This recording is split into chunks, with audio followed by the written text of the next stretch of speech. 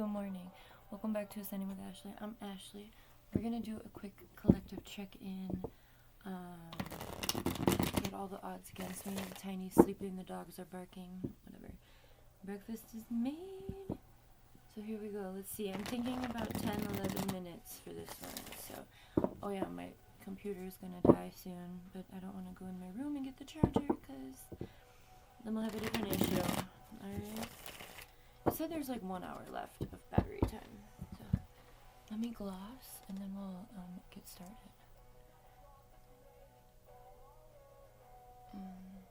I got Blink-182 going.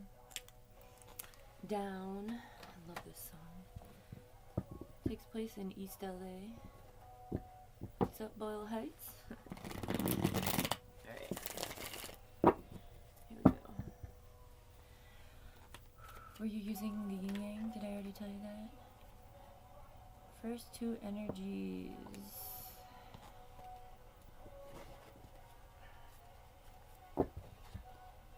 Remember, awakening and disharmony triggers and conflict. So there's an issue and then there's a solution. I know my lighting's weird, but it's better than usual. Maybe not. It's too bright for me, honestly. And then my thingy isn't, whatever. Okay. Alright. Remember, awakening and disharmony triggers and conflict. So, we live in a very sensitive society in which triggers equal avoidance. And in the realm of healing, triggers are the information that your body needs to identify the issue, to remember who you are before that trigger was a thing, right? So, I'm going to use sexual assault as an example. I've been through it. I think a lot of people, most women, have been through this. But anytime there's anything, it takes a lot to heal from something like that. So there's a trigger there. And that trigger can show up in relationships, especially romantic relationships, right?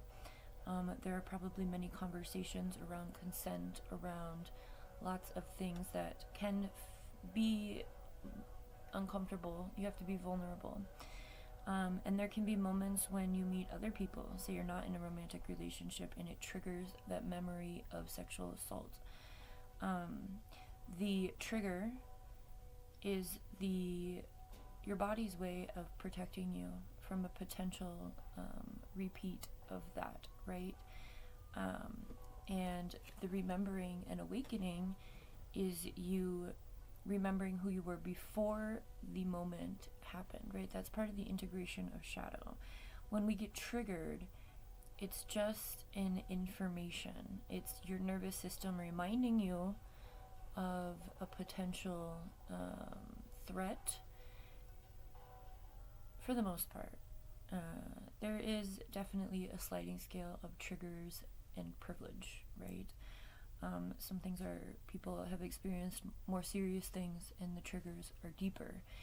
But either way, the trigger is the information that your body is giving you to alert you to a potential threat. So when we want to remember and when we awaken to our healing process, it's this, it's just a shift in perspective. Instead of looking at a trigger as something bad that, like, oh my god, I need to completely avoid this, it's an invitation to actually heal it. Allow yourself to work through that process of being uncomfortable, remembering the bad thing, and awakening to your strength, first and foremost, because you made it through that, and also your wholeness, even with that bad thing happening. I hope that makes sense. Let's move on.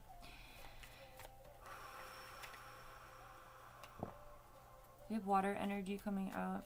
Could be related to zodiac sign. If so, it's Pisces, Cancer, Scorpio.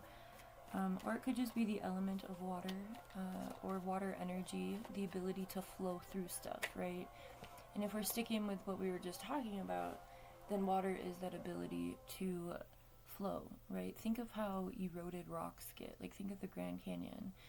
I mean, without the conspiracy theories, the initial idea that the Grand Canyon was carved by water. Thinking of your ability to flow through things and make the like chisel away at the negativity, right? If you're thinking of like the hard stuff as like those rocks, right? We have separation and longing and inner child healing. We have the courage to change. We have karma, balance, and justice.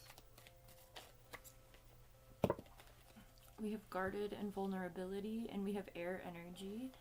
Again, if it's relating to the zodiac for you that resonates, then that is Gemini, Libra, Aquarius energy.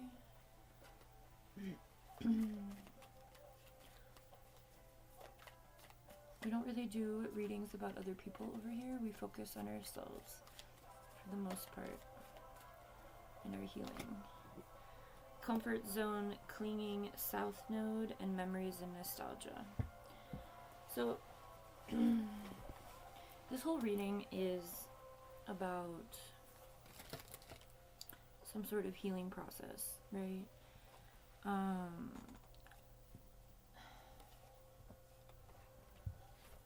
Air energy and water energy. Make sure you're breathing. Practice breath work specifically as you work through these things. Breathwork, I used to smoke, and breathwork was really hard for me because I was a smoker. So instead of addressing the issue, I would just smoke.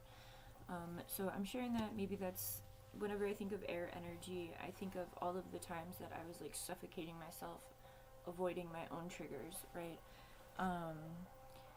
And causing more harm because of it, right? So think about your coping mechanisms with this comfort zone and clinging. I know you guys can't really see it.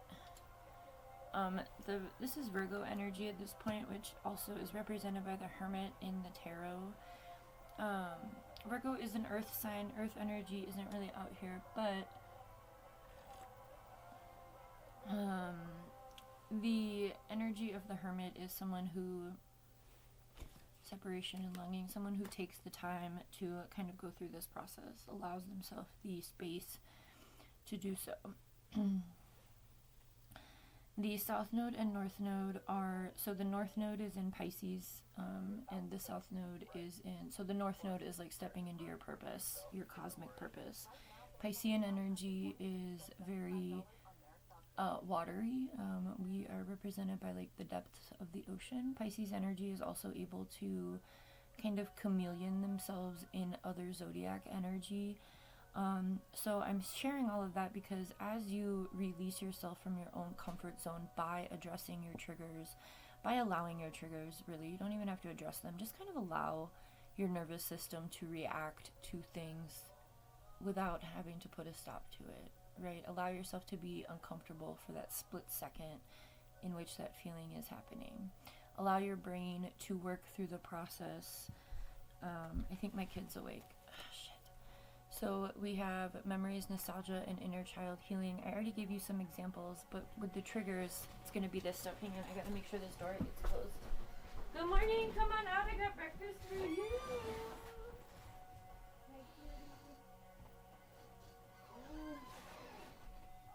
I got breakfast for you outside. Hello, good morning. I'll be with you in a moment.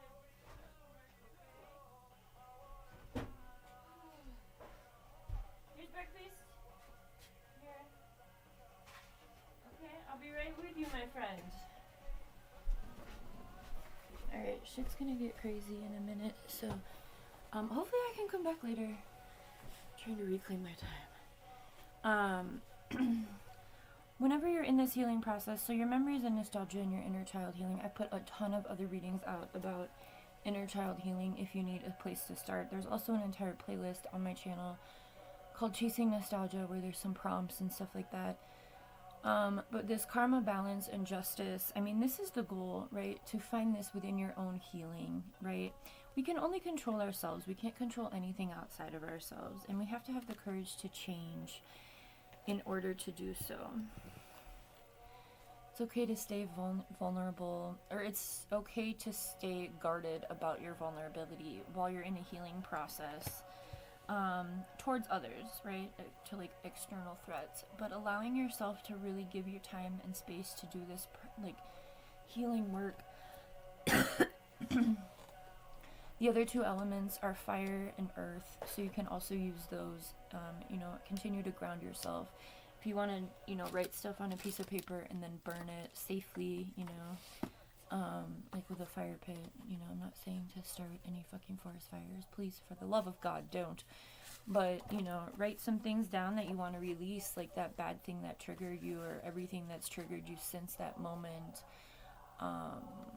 All of the opportunities you haven't taken because of your own fear, because of your own process, right? Allowing yourself to just be really raw and honest with this.